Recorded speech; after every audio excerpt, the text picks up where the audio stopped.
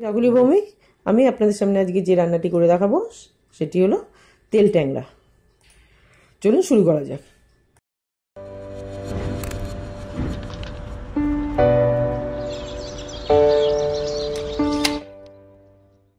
করতে যা যা লাগবে: নুন, হলুদ, জিরে গুঁড়ো, লঙ্কার গুঁড়ো, টমেটো, লঙ্কা, মটরশুঁটি, ধনেপাতা এবং রসুন বাটা।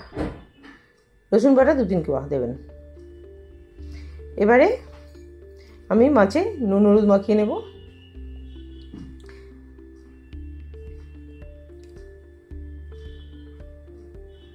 এবার আমি কড়াইতে তেল দিয়ে নিয়েছি, অলরেডি গরম করে নিয়েছি তেল।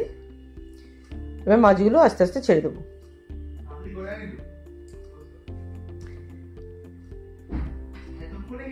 মাছগুলো দিয়ে একবার করে উল্টে দেবেন যাতে কড়াইতে না লেগে যায়। দিয়ে এবারে চাপা দিয়ে দেবেন, দিয়ে অল্প আছে আস্তে আস্তে করে ভাজবেন।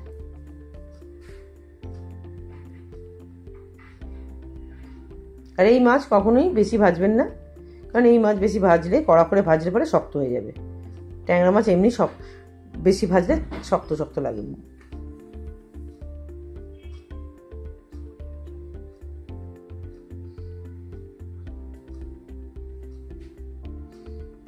এবারে আরেকবার উল্টে দেবেন,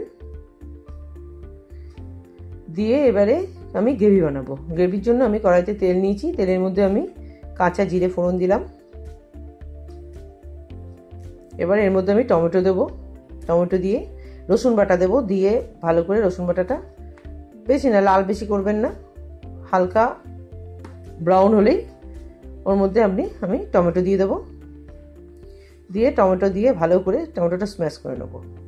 নিয়ে তার মধ্যে নুন, হলুদ, জিরে গুঁড়ো, লঙ্কার গুঁড়ো, টমেটো এবং কাঁচা লঙ্কা সব পরপর দিয়ে দেবেন। দিয়ে ভালো করে কষাতে হবে যতক্ষণ না তেল আর মশলা থেকে তেলটা ছাড়ছে। সব কিছু দিয়ে এবং অল্প একটুখানি ওর মধ্যে আমি জলও দিয়ে দেবো। জল দিয়ে আমি এটাকে কষাবো, গ্রেভিটাকে।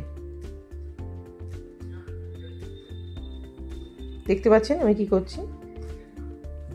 এবারে ভালো করে যতক্ষণ না মশলা থেকে তেলটা ছাড়ছে ততক্ষণ আপনি এটাকে কষাতে থাকুন। ব্যাস, তেল থেকে এসে গেছে, ছেড়ে গেছে মশলা থেকে তেলটা। এবারে অল্প মিষ্টি দিয়ে এবারে আমি পুরো জল দিয়ে দেবো, দিয়ে গ্রেভিটা বানাবো। চাপা দিয়ে দেবেন 5 মিনিট রাখার পর মাছগুলো দিয়ে দেবো, দিয়ে চাপা দিয়ে দেবো, দিয়ে অল্প আছে এটিকে আপনি 5 থেকে 7 মিনিট চাপা দিয়ে রান্না করবেন।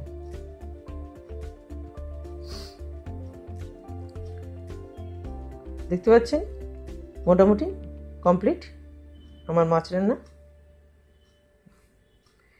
এবার ভালো করে গার্নিশিংয়ের জন্য ধনেপাতা দিয়ে দেবেন। এমনিও ধনেপাতা ভালো লাগে। এবং একদম লাস্টে গরম মশলা দিয়ে দেবেন যাতে গরম মশলার গন্ধটা থেকে যায়। ব্যাস, রান্না শেষ আজকের মতো। আমার রান্না যদি আপনাদের ভালো লাগে আমাকে সাবস্ক্রাইব করবেন, লাইক করবেন। ধন্যবাদ।